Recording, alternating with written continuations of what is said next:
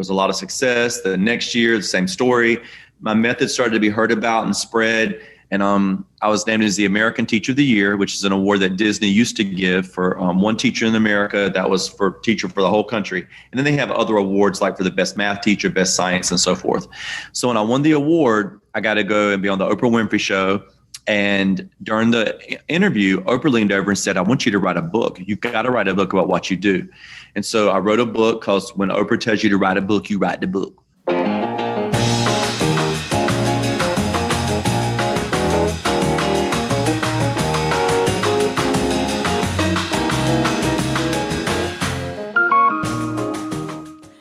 Ron, it is so good to have you. We have with us on Nelda Live today, Ron Clark. So glad to have you. Welcome.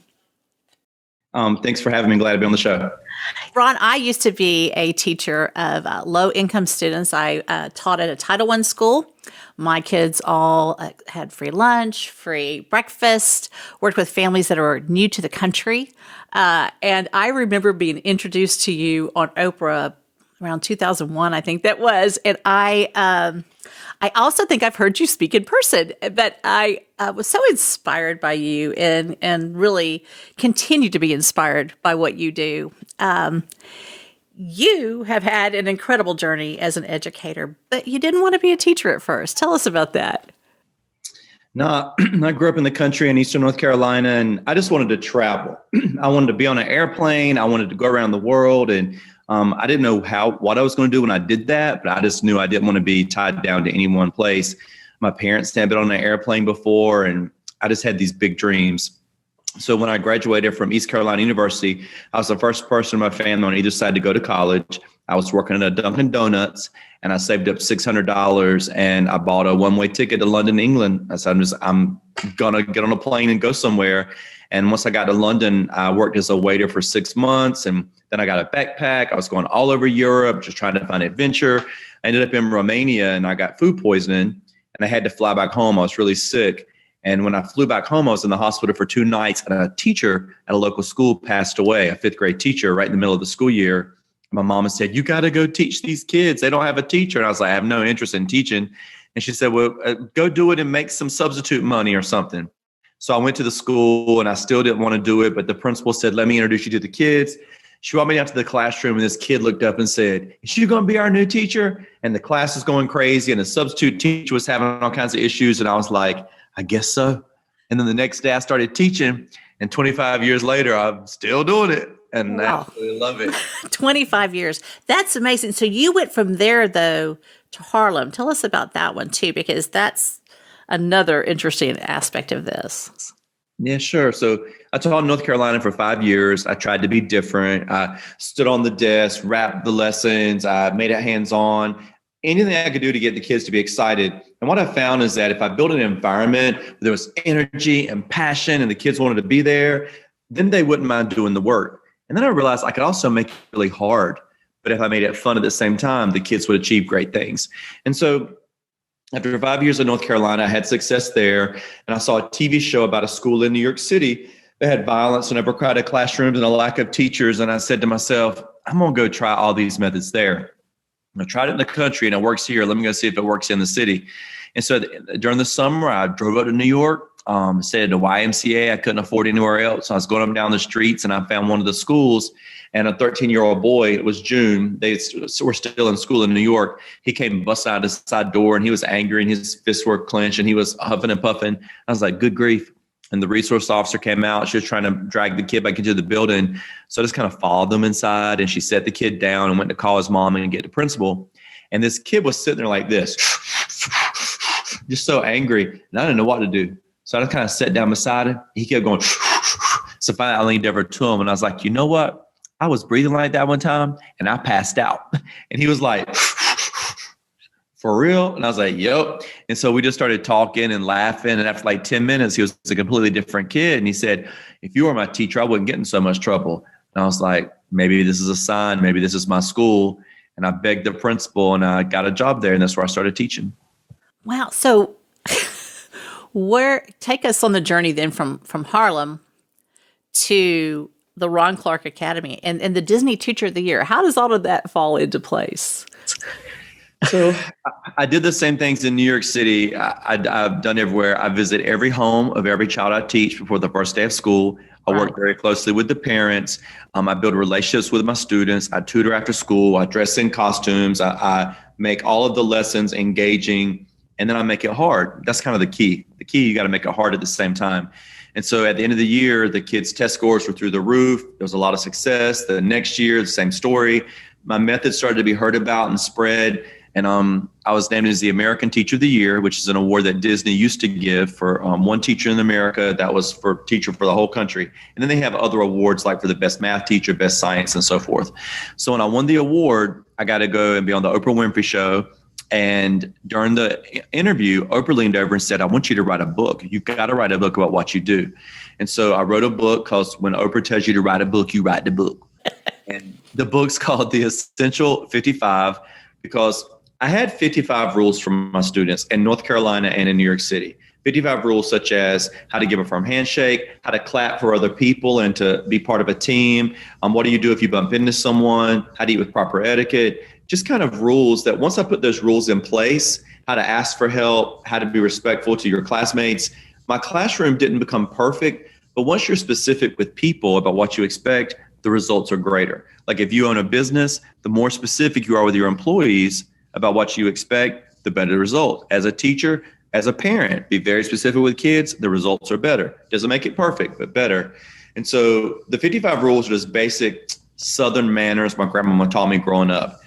When the book came out, Oprah profiled the book on her show, went back on the show, and the book was crazy. 1 hour after her show, it was number 2 in the nation behind the Harry Potter book for 4 months. It was right behind Harry Potter.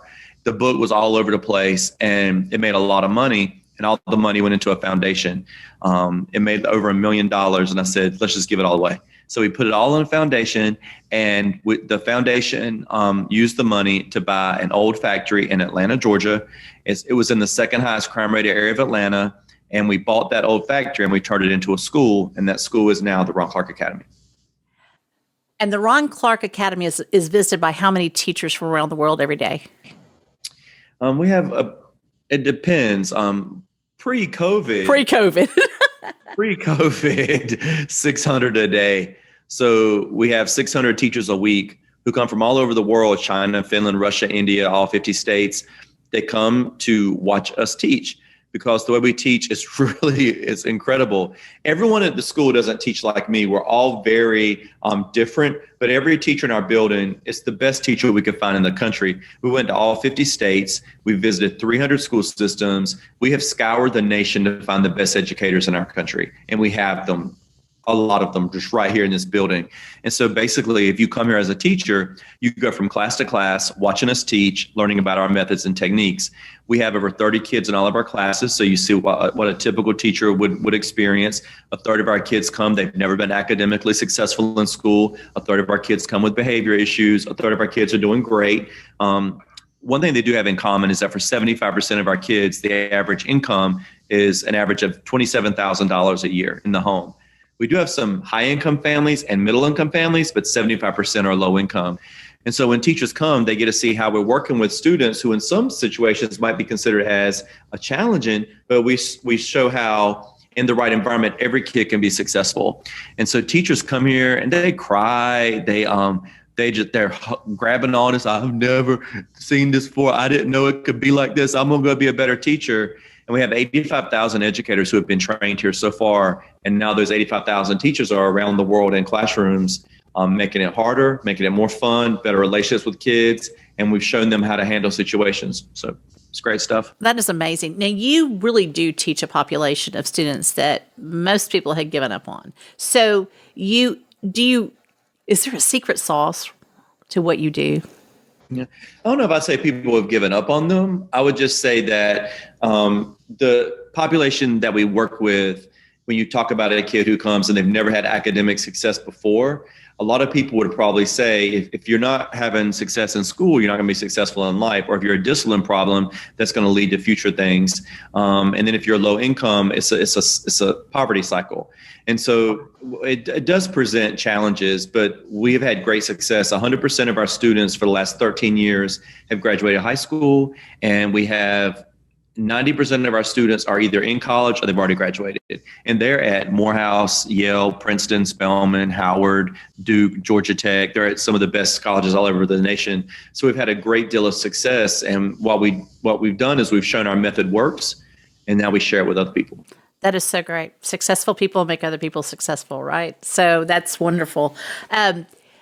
Your old-fashioned rules, let's just kind of go back to that. Sure. The civility issues and the rules that you have. Why is it so important to you for the students? Yeah, it's all about structure. When I first started teaching in North Carolina, I had 34 kids in the class, and it was wild. Kids were all over the place. Nobody was paying attention. May I just hold you back for a minute? Did you just say 34? That's a lot of children. I don't know, because my classes here have over 30 in them, all of them. So to me, it's just normal. I still teach. I teach math and history. I just finished teaching my geography lesson. But 34 kids. But this is going to be embarrassing to tell you, but they were so bad that I had to do something. And forgive me, because it was a different day and age and I was young, but I took the filing cabinets out of the back of my classroom and I put them between the rows. I got partitions from the library so that kids, if they looked to the right or left, they saw a filing cabinet or a partition, and all they could do was see me or the head of the kid in front of them. So my whole room was set up like that, and it was a crisis. And so I tried to teach that way, and it just felt so, at the end of the day, I sit there and I was like, Ron, you got to do something. You can't have partitions and filing cabinets everywhere. It's a mess. So that's when I sat down and said, what are these kids? What do they not know? And I was like, well, no one's taught them that when you bump into somebody, you say, excuse me. And nobody's taught them how to handle a situation if somebody calls them a name. And nobody's taught them how to ask for help. So I just wrote all these 55 things my grandmama taught me, because that she had prepared me with those things. And then I started teaching them to the students. And what I found was, once I taught them to them, the results were incredible. I told kids, if someone bumps into you, you say, oh, excuse me, after you. And the kids will say, well, what if it's not my fault? I said, well, you still just say, oh, excuse me, after you. They say, what if I want to go first? I said, well, sometimes letting the other person go ahead of you, you get to be first here. And you're first here, you're the bigger person. So we practiced and we role play, and it was amazing then to watch kids. Oh, excuse me, after you. And I was like, wow, they just needed to be, given an example. And so then what I found is that once I did it with my class became the best behaved class in the building. And then one of the rules is about being respectful to the cafeteria workers. And the cafeteria workers said, we love your class so much. We're going to give them ice cream. We want to give them ice cream every day. And the other teachers were like, why are your kids getting ice cream? I'm like, well, they're just being polite. So other teachers said, can we get your 55 rules? So that's kind of how it spread. And now it's in use in 26 different languages and over 50 countries around the world. They're using these 55 rules. It's crazy. That's crazy. That's wonderful. Congratulations for that. I mean, it really and truly. I mean, as a former educator, I just want to say, way to go. So let's talk about the innovation then, because you said it's creativity, cleverness, boldness. Let's talk about the way you and your other teachers are innovative.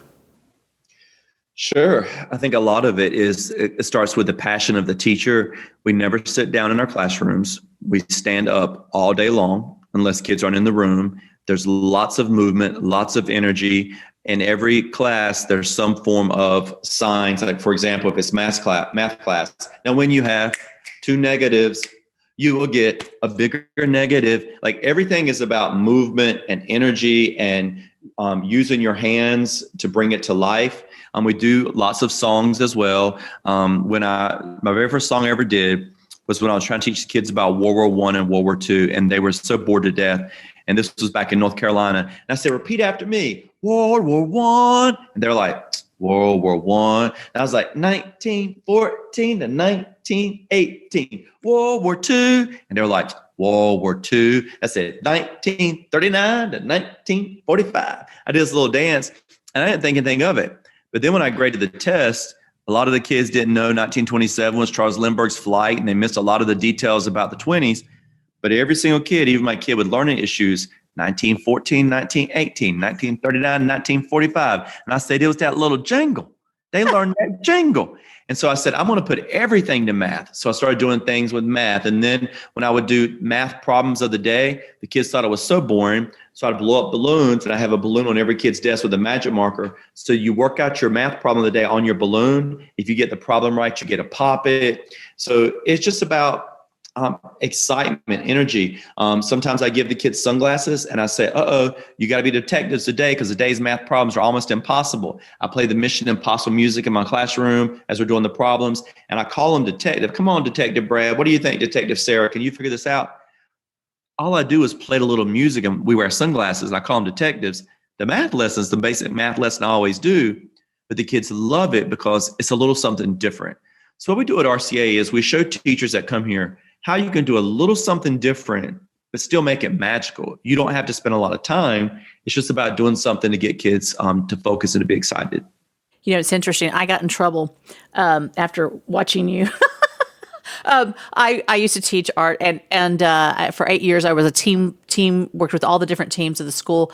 But I remember being up on the counter, I had a huge library counter that they were throwing out that I adopted into my art classroom, walking across it, teaching the kids and everything. And one day the principal going, "What are you doing?" I said, Have you ever met Rod Clark? Have you ever seen him?"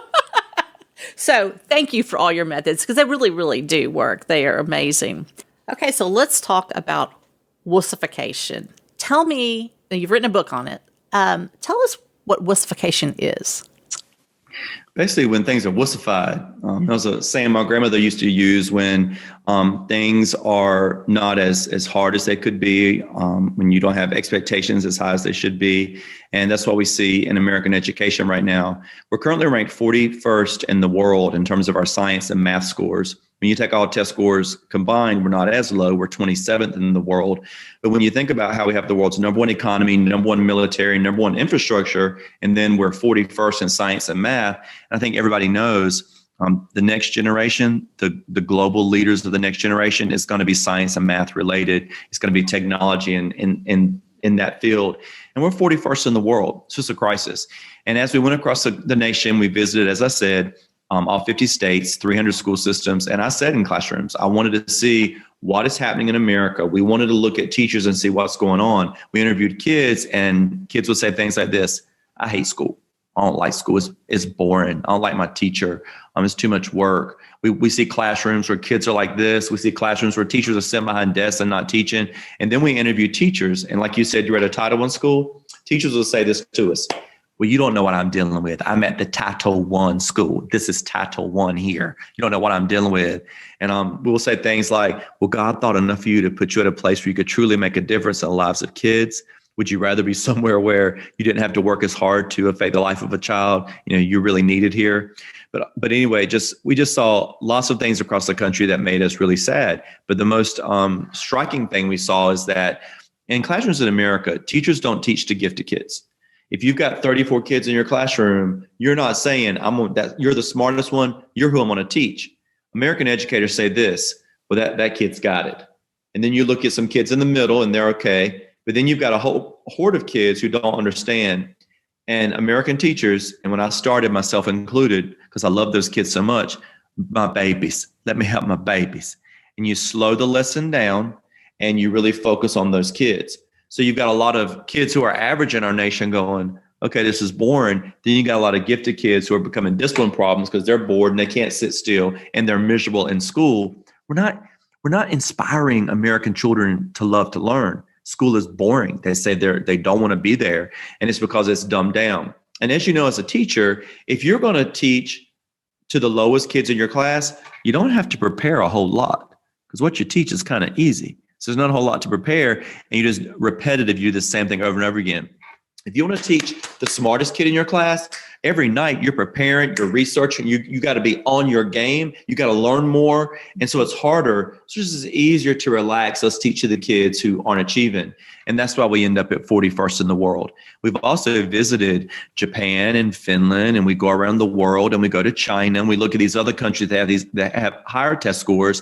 And what we find is that in their classes, they're really pushing those kids academically. They're really expecting a lot, and we're not expecting enough. So when I talk about wussification, it's the lack of expectation that we expect of kids. And I think I know where it comes from. I think a lot of it comes from parents, because Parents in America right now, whew, is rough. It's rough. If I had a principal friend of mine in Texas that actually she retired early, and I said, "You can't leave the profession. You're the best principal ever." And she said, "If it's an orphanage, I'm there, but I can't deal with these parents anymore." And also, teachers in our profession, as you know, almost 50% of teachers who join our profession leave after the first 4 years, and 40% of them say the number one reason was parents. And so parents are not only causing great teachers to leave the profession, but it's killing those of us that are in it. Parents are challenging. In America, it's like, my baby. I'd rather you not say that to my baby. Well, my baby's gifted, so I don't understand why his grade is this. It must not be his fault this grade's like this because he's gifted. Parents are just difficult. They're hover mothers. Last year here at RCA, we had a parent come in because we gave this child, she got a 79. And this parent came in with a 40-page PowerPoint presentation on why we should give this child an 80 instead of the 79. The most ridiculous stuff ever. These parents are driving us crazy. And so like on the Little League team, parents want all the kids to get a trophy. They want to see their kid to get a trophy so they can put that picture on the Facebook and the picture of my child with the trophy and look at my child's smart, my child's athletic, look at my child. And so we're just giving all these trophies away.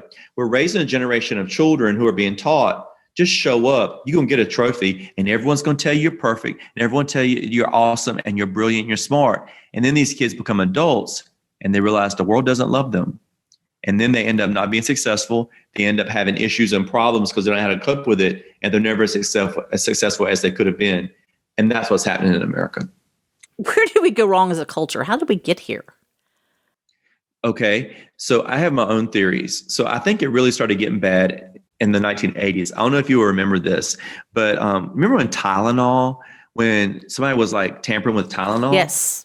Okay, it was a really big deal around that. And so for those of you who aren't aware, there was somebody, they were taking bottles of Tylenol because used to when you opened them, it just popped open. The cotton wasn't there. The wrapping wasn't there. You can just take the Tylenol out. Somebody was going in stores, taking them, lacing them with things, then putting them back. And then a lot of people were dying and getting sick from it. And then also the same time that happened, there was people going around, they were putting razor blades in the caramels for Halloween. That was the thing to do. Mm-hmm. So I think American parents started freaking out like, oh my goodness, we can't have Tylenol. They're putting stuff in children's Tylenol. Now they can't go trick-or-treating. And to me, I saw this a change in the psyche of parents of let me hold my child closer. Kids are being abducted. I don't want my kid to go out on the street. I'm going to watch over my child.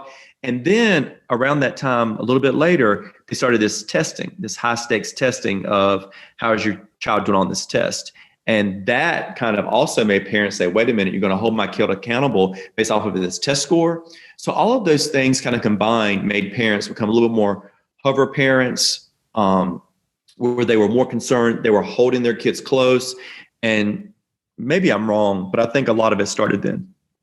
You know, it's interesting because that I absolutely, the helicopter parenting, and now we have, I've interviewed Gary Brooks. I have him on periodically. I love Gary. Don't you love Gary? And so, I have his mug, Aunt Becky, why are you moving those cones, right? So we have this entitlement, right, as well with these parents, that they don't understand that we all have to do these rules. We all have to struggle. Joseph Campbell talks about the hero's journey. I think we have to teach our children the hero's journey. Sometimes it's hard, it's difficult. And how do you teach your kids that that they do have to work very hard? Yeah. First of all, we push them academically, and we're really blunt with our kids. There's a lot of love in this building. We visit the homes, we eat lunch with the kids, but we're also very blunt. I had a girl, she brought in a project. They had to do an outline of one of the characters from a book that we read, and they had to do it on a trifold. And I wanted to know, what does the character see? What do they feel in their heart? For their feet, I want you to describe their journey, where they went. And she brought it in on this big sheet of paper, and she had drawn it in pencil, and she had done a few things, but it wasn't great. I gave it a 40, and she was really upset. And excuse me, I gave it a 4 out of 100. That's right, I gave it a 4. And she was upset. And even Kim Bearden, who's the co-founder of the school, she said, Ron, you can't give a kid a 4 because she did the project. Give her a 60. If you think it's bad, give her at least a 70 because she did the project, but don't give the child a 4. But I gave the 4, and the mother came in and she was so upset. And I said, you got to trust me. I said, we're trying to build something here, and it's a 4. The next project, she had to take New York City, bring it to life. And her project, what she did was she took clay, she made the buildings, she made the Eiffel Tower, she put Christmas tree lights in it so it lit up. She had these little billboards you could scroll in the content. And I gave that one a 70. Again, the mother was upset. She was upset. And I said and explained why. I said, here was my rubric. Here's what I said would be a 70. She falls in this line as a 70. For the final project, she had to take 50 items in a timeline and bring it to life. So she comes in with this big trash bag, and I'm like, what has she got here? And she pulls the trash bag down, and she made a pyramid, like a full-on Egyptian pyramid. She had sandpapered it. It was beautiful. I said, oh my gosh, that's incredible. I said, I'm going to give it a 50 because you made a great pyramid that is not a timeline. She said, no, Mr. Clark, look. And she touched the button, and the sides went nyeh, nyeh, nyeh, and came down.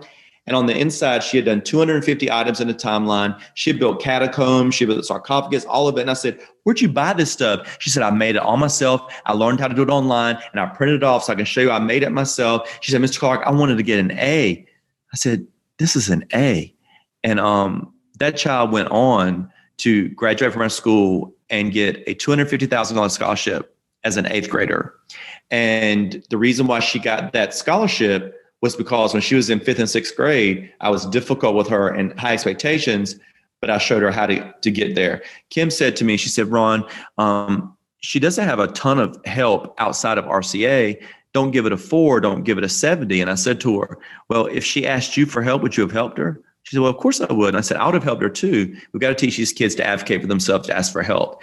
So we're blunt with kids, but we help them get to a point where they can be successful. That's why last year, our 8th graders got $4.8 million in scholarships from RCA. It's because of the expectation. Then another thing, we bring in lots of guest speakers who tell the kids, here's my journey. And especially, our students, majority minority, 90% of our kids are Black. And so we bring in African-American speakers who say, here's my journey. Here's how I became successful. And I think that's been really powerful for the kids to see the struggles that people overcame and how they didn't make excuses. So if we don't stop and if we don't fix the wussification of our culture, where is it going to lead us to? Okay. To be quite blunt, when you have an uneducated society, what you're going to have is people who will believe anything. Because when you can't think for yourself, you'll believe what anyone tells you, and you'll be led by fear. If someone scares you, you'll just listen to them because you can't make decisions for yourself. And I don't know if you look on the news, whether you're liberal or conservative, I've heard some stupid stuff, both sides. Fear-based. Yeah, whatever side you're on, whenever they go to interview people on the street, I'm like, ooh, don't interview the people because I'm afraid what they're going to say. And also when you look at our media right now, it's polarized, and you've got far right, you've got far left. And if you are an individual who gets your news from all here or all here, I think I'm backwards, right and left with y'all, sorry. Right. But if you get your news from all of one source, you're going to start to think these other people are crazy. How could they think that? How could they think that? It's because they're getting their news from that source. And then when you talk about our social dilemma in terms of when you go to Facebook or Instagram or to TikTok, wherever you go, these algorithms, if you click that you liked a liberal post or a conservative post, what they're going to do is they're going to start flooding your page with that. And that's what you're going to get. And advertisers are going to know that's your way of thinking. They're going to put products and newspapers and guides. And so all you're seeing is one side because social media, those algorithms are taking you right or left. And that's all you're seeing. And then you're like, how could somebody like Donald Trump? Or you're saying, how could somebody not like Donald Trump? He's incredible. He's horrible. You're going to have these polar sides, and it leads to the destruction of your society. And to me, that all comes back to a lack of education and a lack of Americans being able to think for themselves and being educated in a way where they're educated by, we want to teach you how to think, not what to think. So how do you, at your school, work on that how to think? Because critical thinking is so important. How do you develop that in each one of your subjects and kids? Sure. One of the things that we tell our teachers when they first come here is that they can never give an opinion. So we are never allowed to give our own opinions when we teach, especially if it's politics, history, religion. We present facts.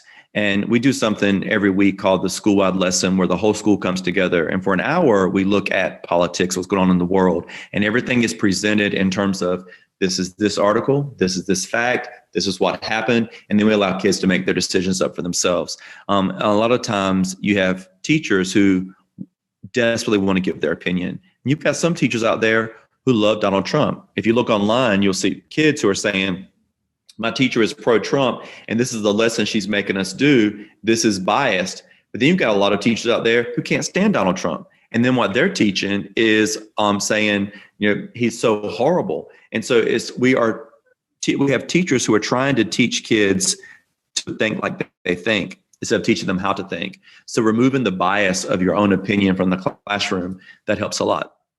That's really interesting, because that has to be one of the more difficult things too, right? Is removing bias and be able to teach the facts and let students learn for themselves, let them decide for themselves. Beautifully done. Okay. Yeah, because I have opinions too, and I can't share them, but I shouldn't share them. So Ron, you have also an incredibly well-received book, another one. And this one, okay, Move Your Bus. All right. This one is about management, not just of schools, because your school is a business. So it is about management. So talk to us really about the metaphor. What is the bus? Sure. So the bus kind of symbolizes your organization, whether it is a convenience store, a warehouse, a Fortune 500 company, or a school. And so basically, in every organization, you've got some people who are killing it. They want to push the bus, and the further the bus goes, the more successful the organization is. So some people are what I call runners. They've cut a hole in the floor of the bus, they drop their feet, and they just killing it. They come early, they stay late, they don't complain, they have great ideas. They don't get into the negative, naggy, talking about people. They're like, let's just be positive. I want to be part of something great. Then you got some people who cut their hole, they put their feet down and they're jogging. They keep up, they do their job. They're not quite a runner. A lot of them think they're runners. They'll come up to me and they've read the book and they'll say, oh, I read your book. I want you to know something. I'm one of them runners. But the thing is, runners never tell you they're a runner. They don't want shine on themselves. They don't brag. They're just running. Joggers want a little bit more attention. Then you've got some who have cut a hole. They've dropped their feet, and I call them walkers. They're kind of being pulled by the bus. And they're like, wait a minute, why are we going so fast? Slow down. They don't like change. They get resentful of people who are doing more because it's saying it's making them look bad. Like when there's a veteran teacher and they hire a new teacher at the school, the veteran teacher will say, listen, don't you put your own money in that classroom, you won't have nothing. You better leave at 4 o'clock. You got to have a healthy life-work balance. They just say all these things. And why are you putting your effort into that? Don't you do that parent night? We ain't getting paid to teach the parents, because these walkers desperately want everybody to walk. Because if you run, you highlight what they're not doing. And then you got some people on the bus, they ain't even took the time to cut the hole. They just sat down. They're called the riders. And the riders kind of dead weight, and they're not doing their job at all. They sit behind their desk. They pass out worksheets. So everyone else has to move harder, to compensate and to make up for what they're not doing. And so that is the bus. Those are the people on it typically. And then the book kind of talks about each one and how we can get each individual to go faster, to work harder, and how we can get everyone to be more successful. So let's talk about that in terms of how has this been received by different management places out there. I know you've done a lot of talking to the corporate world as well. Yeah, it's kind of great, because when you're the boss and you say to somebody, you a walker or you're a rider, that does not go over well. But when you bring in Ron Clark, or when you use Ron Clark's book and you read through it together, and it says, if you say these types of comments, this falls into this category. And if you're doing these types of things, you're really not helping the organization. And these are things your boss would probably like to say to you. When I'm saying it in a book, it takes the stress off of the manager because they're not the one having to say it. And so that's why so many corporations and businesses use the book as a book study, because it's just easier for me to say it than for them to say it. Mm-hmm. So let's talk about investing in the runners. You talked about it a little bit earlier in regards to education. What does it mean to invest in your runners? Sure. Well, when you're a leader, typically what you do is you look at your organization. Some of your employees are killing it, and some are doing okay, and then some it's a mess. So typically what we do is we say, oh my goodness, let me spend my time here trying to get these people to be better. And if you want to put a lot of time and effort into training and sending them to workshops and professional development and really kind of help them become better, your rider might walk and your walker may jog. But those people, they're never going to run. They're never going to be your runner. And so you're ended up spending all of your emotional capital there. You think about them at night, you lie in bed, you want to do with these people. And that's going to help your organization. What we found is that if you put all of your energy on the runner, inspiring the runner, thanking the runner, giving the runner tools and resources, helping to make the runner better, fire the runner up, trusting the runner, giving the runner leadership opportunities, letting the runner run and take charge, this swell starts in your organization. And that is when you see a lot of success.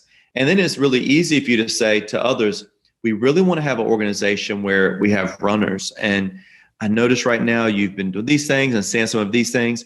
Do you feel like this is the best place for you? And if you want to be here, how can I help you? How can I help you so that you can run and we can be more successful together? It opens up this conversation where you can tell everyone, let's go in this direction. So in the education system, in let's just say your school, do you invest only in the runners or do you invest in everyone? How does that happen?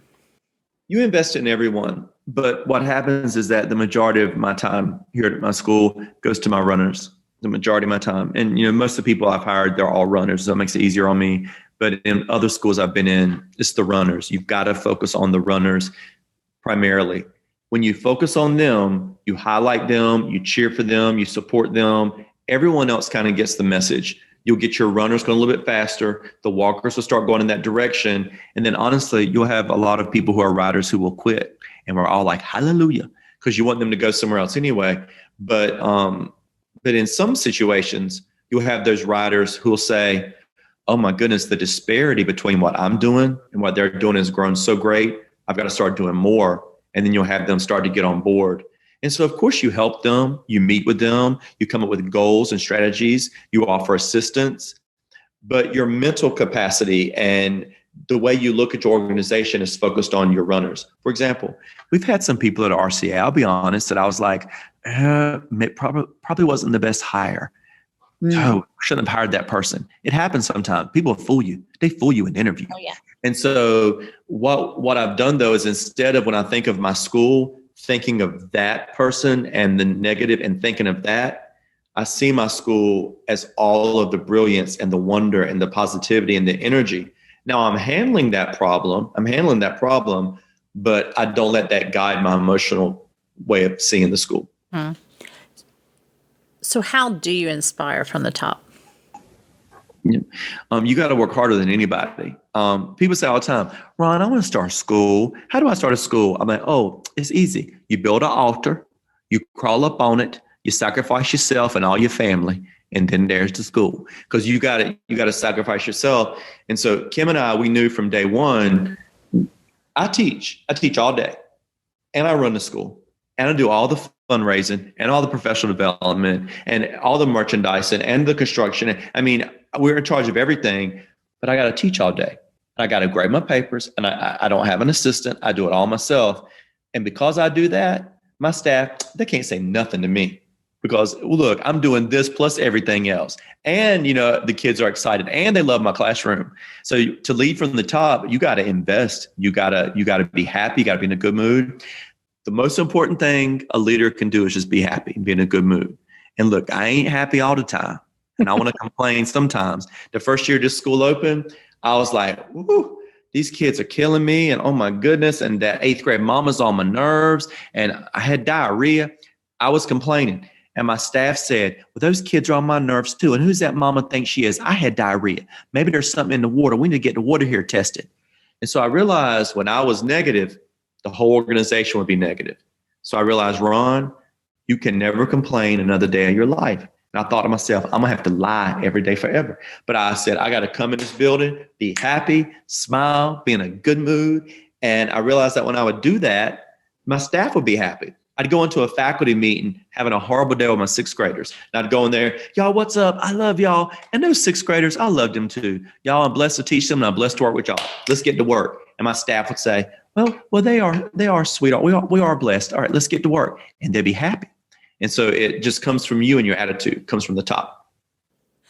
So let's talk about how you go about. You've said something several times here today. How do you go about hiring your staff? What does that process look like for you? Yeah. Okay. So it's a lot. All right. Okay. So all right. There's two different streams here. One is our teaching staff, and then one is our support staff. For the teachers, I never hire anybody unless I watch them teach. And I've been doing that now since I was back in North Carolina, because you got to see what you're going to get.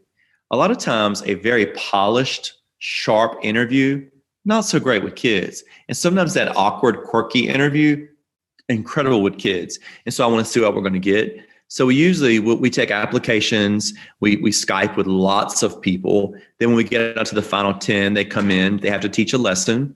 And then from there, the final 2 that we usually end up, there's 2, sometimes 3. I take each one out to lunch individually. I just want to spend an hour with you because look, if you can't entertain me for an hour, I ain't gonna hire you because I'm a great conversationalist. And if you can't keep me entertained for an hour, I'm not gonna see you entertaining my kids for an hour. And then I'll watch things because I was a waiter for 12 years. Even when I was teaching, I won the American Teacher of the Year award. I had to go to work at night, still wait tables to afford to live. So I look to see how they treat a waiter, because 2 types of people. Some people, when they order, they look at the menu. Oh yes, I'll get the cheeseburger and fries, and they hand the menu. But then some people look the waiter in the eyes. How you doing? Can I please get the cheeseburger and the fries? Thank you so much. The ones that look you in the eyes, they're going to tip better. And they're going to leave a neater table. And I just learned that. So I just look to see how do they treat the waiter. And then the key thing, though, is just the heart. Because you might not know the curriculum or the pedagogy as well as I would like you to. But if you just got a heart and a love for kids, you're probably going to get the job. That's interesting. Wonderful. It is true. How we teach people who serve us, if you will, means so much in our world, and wonderful. Okay. I want to go back. These are audience questions. Okay. And so I want to come back to civility and the lack of it that we see in our country right now. Okay. So the question is, what can we do about it? I think it all comes from partly the school, then partly the home. It's not happening in the home. And so a lot of teachers will say, but it ain't our job. It ain't our job to teach manners. That's the parents' job. And so we could say that as a profession, and okay, I get it, you're right. But what's going to happen to our nation? If we have an opportunity, if we see something wrong in our society or something lacking, kindness is lacking, understanding, intellect, respect for other opinions, if all this is lacking, look, everybody comes through our classrooms. And if we all teachers go on the same page and we teach these things, we can profoundly affect the lives of kids. We can also change our society. And so I think it comes from teachers and from the school system. And I don't think we can just say it's not our job to do it. I think we just have to feel the need. Very good. Okay. So the Ron Clark Academy is a middle school. Why did you choose those grades to focus on? Sure. As we traveled across the country and we went to all the schools, we visited over 100 elementary schools, over 100 middle or what they call junior high schools, and over 100 high schools.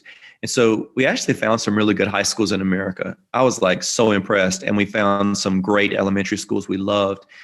We didn't find one middle or junior high school in all 50 states where when we walked out of that building where our team said, that was incredible, loved that, that felt great, those kids were happy.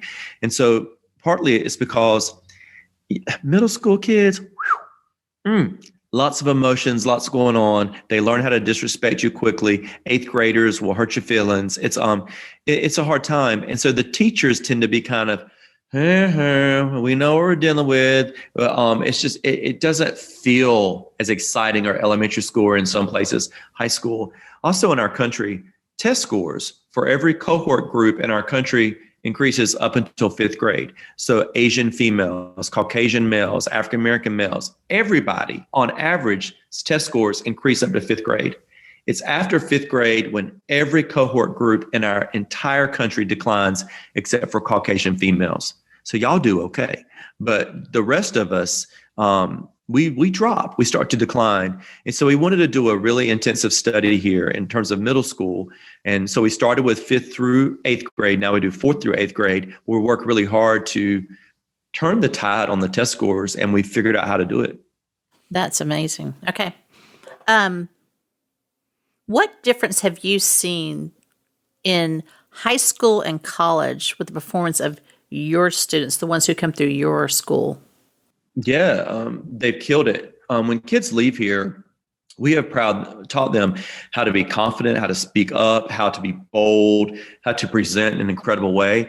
And so we found that a lot of our kids, when they go to high school, they're the freshman class president. They're the homecoming king. We've had a homecoming king as a freshman. We've had a homecoming king as a homecoming queen as a freshman. They start clubs. They're vocal. They're involved. They're the captain of the football team. They do an incredible job. So wherever kids have gone to high school, they've really thrived. And then in college, they've started clubs and communities and committees. And this has been great. Whether it's Princeton or whether it's Georgia Tech, our kids have just really, really made us so proud. So Ron Clark, what is your favorite grade to teach? Okay, it is easy. That's the easiest question. It's fifth grade. There is no grade better in the world. And if you out there want to teach one day, and if you get offered a fifth grade position, don't you ever change it. Don't you think the grass is greener. I love fifth grade because it's when kids really start to solidify their sense of humor. You can be sarcastic a little bit with them and joke. They can read higher order level novels. It's just great. I love fifth grade. Sixth grade, I like too, the first half of the year. Second half of the year, sixth grade, like, oh me, you start to have a little bit of trouble. But fifth grade's great. Okay, great. So are you working? We've talked about the pandemic. We talked about what's going on with COVID.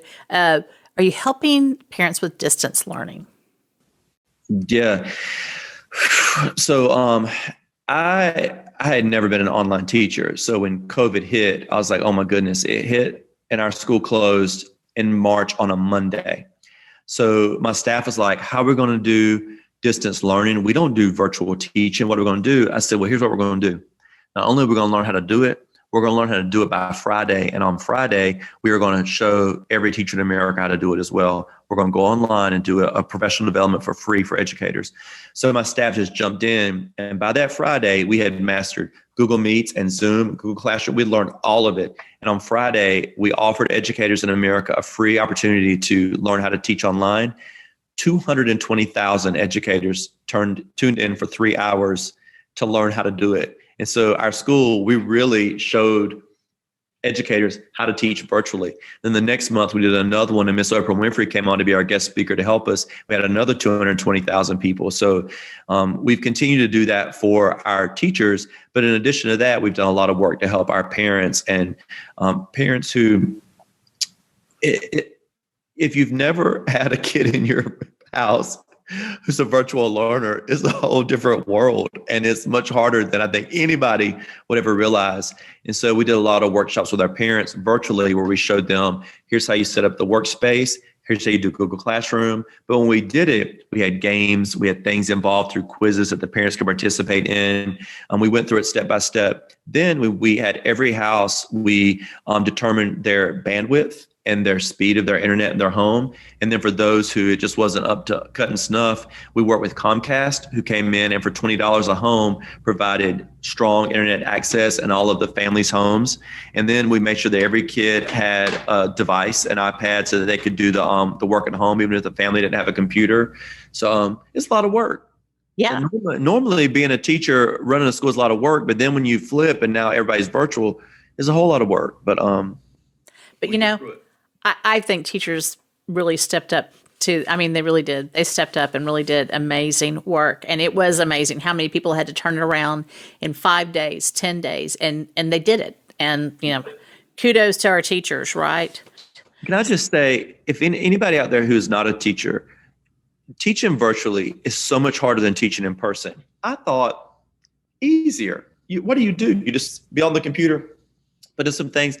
It is so much harder. It takes me 3 times as longer to plan a lesson for a virtual lesson as a lesson in person. It is so much work. I was up late every night, all weekend, teaching virtually. And I'm so excited because in 3 weeks, we're finally coming back in person. I'm worried about it too, because to COVID, but it's just a lot of work. It's a lot of work. It's a lot of work. Okay. 30 seconds. What was Survivor like? Love Survivor. It was a dream of mine for 20 years. Finally, they were filming during the summer. And so I asked Kim Bearden, school will be closed during the summer. Can I go do Survivor? She said, go do Survivor. So I applied and it was wonderful. I made it 35 days. I was kind of villainous on there, which surprised a lot of people, but I just wanted to play hard. I wanted to play hard because I didn't want people to say, oh, he's a teacher. He's going to be so nice. And he's such a nice guy. I wanted to show that, you know what, I will go out there and give it my all. So I try to be a villain, but it didn't work. It's so great. Okay, now I have a Nelda question for you. Ron, why do you do what you do? I don't know. I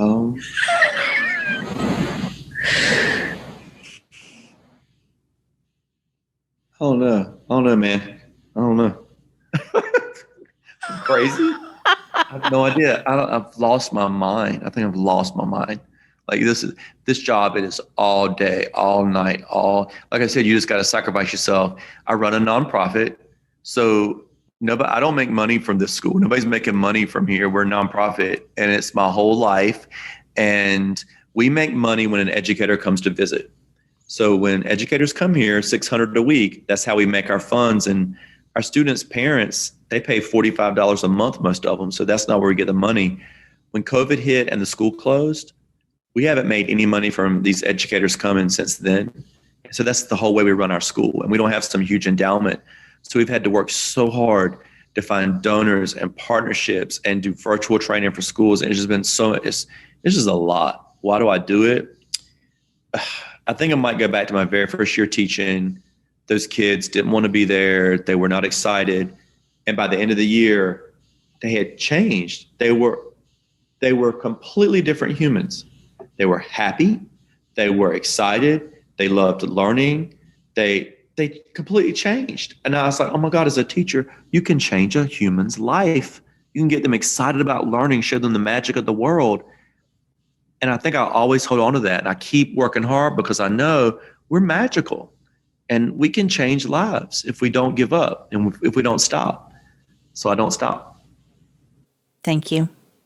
I just want you to know, Ron, I really, again, just have always just really been intrigued by what you do, been encouraged by what you do. I want to encourage you to continue what you do. Times will get better. Things will get better. But thank you. You probably do not really even understand the influence that you've made, the impact that you've made on education in America. And I thank you for being that hero. I thank you for being the one who keeps going. I appreciate that in you. And thank you for doing this interview today.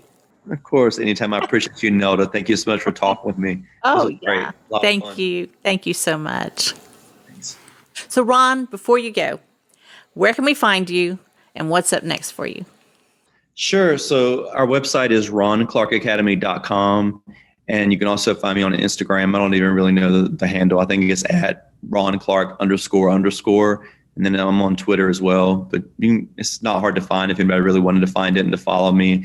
We're constantly posting the work that we do. Also on our Ron Clark Academy Instagram page, you can see a window into our school.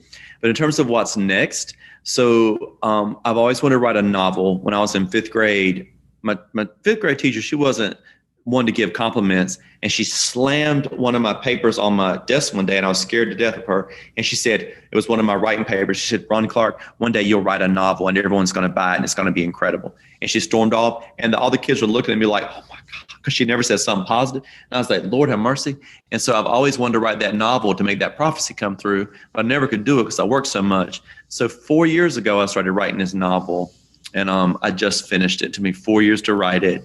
And it's a magical story about this little boy who has a sleeping disorder, and it leads to some adventures. And so I've just now finished it. So my next steps are to get that published. Thank you, Ron. Thanks, Nelda. We'll see you.